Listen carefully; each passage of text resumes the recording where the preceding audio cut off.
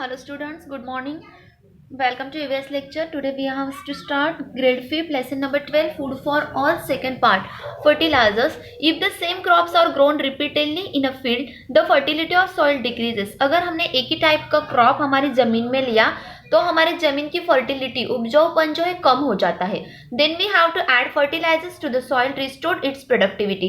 फिर हम वो सॉइल को फर्टिलाइजर्स देते हैं उसकी उत्पादकता बढ़ने के लिए. Fertilisers provide to required nutritive substance to the crop. Fertilisers में वो पोषक पदार्थ होते हैं जो क्रॉप के लिए चाहिए, बेनिफिट्स देते हैं. There are two kinds of fertilisers, natural and chemical. दो टाइप के फर्टिलाइजर्स हम खेती में यूज करते हैं, नेचुरल और chemical. Natural fertiliser are called manures. Natural fertilisers को मैन्योर्स बोलते हैं. They are obtain from materials available natural like green waste and animal dung. मतलब ट्रीज और एनिमल्स से जो कचरा होता है उससे जो फर्टिलाइजर्स मेक करते हैं उसे नेचुरल बोलते हैं. और केमिकल और artificial fertilisers mixtures of different chemical substance specific proportion useful for agriculture and traditional agriculture. Organic manners such as compost were used. Chemical fertilizers came to be used for quicker growth and higher yield. वो ज़्यादा प्राप्ति देते हैं. However, the harmful effects of the use these fertilizers soon become clear.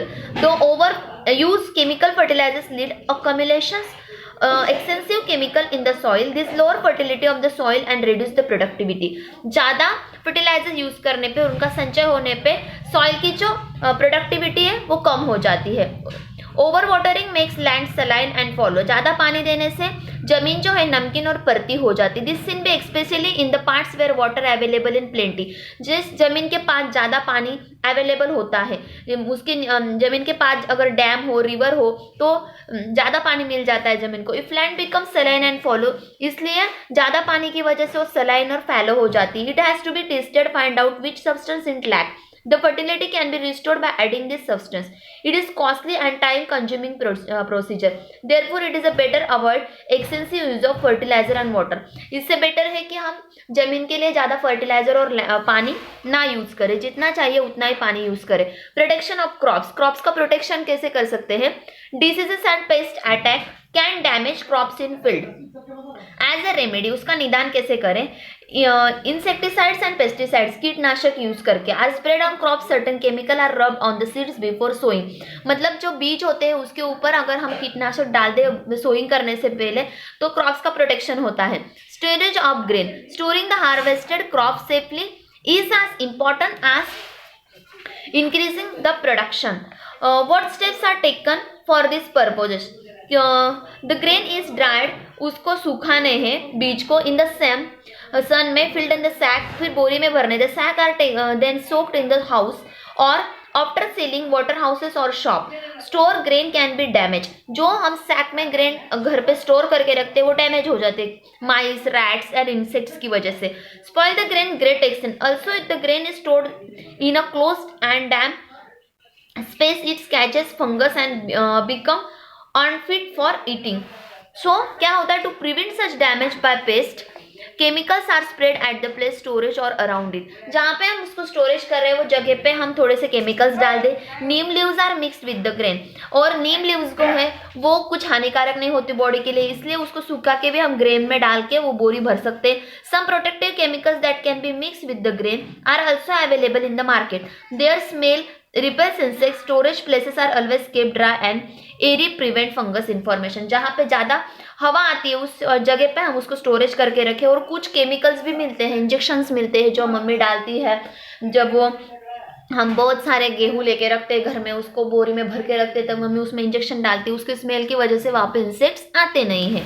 Okay, so food storage and conservation of environment. कि food storage और conservation मतलब संरक्षण, environment का संरक्षण कैसे करें. Like human as other living things also store food. Each of them has different ways of doing it. Insects like ants store foods. Bees collect nectar from flowers and store in honeycomb. बीज जो है वो flower से अमृत निकाल के लाती है, उसका हनीकॉम बनाती है. In the form of honey, squirrels store seeds because these animals store food available to them when they need it. जब उनको उसकी जरूरत पड़ती है तो उसको खाते हैं. All the time plants are busy producting the food they need. Even they are so some plants are store food. You are familiar with bulbs and plants such as onions, garlic, tubers such as potatoes, onion garlic जो tubers है, potato, ginger etcetera all parts of stem, ये जो stem के parts है of the plants, and radishes with potatoes beetroot से क्या है, roots है प्लांट्स के। This plant store food with the stem of roots. We to store food in our home according to our needs. हम हमारे घर में जितने लोग हैं उतने हिसाब से जितना चाहिए उतना ही स्टोर करके रखते हैं foods. In India due to the improve method of cultivation, खेती की नई पद्धत आई है इंडिया में। We now produce plenty of food grain, the production exceed in the demand, the surplus food grain is stored in huge water houses।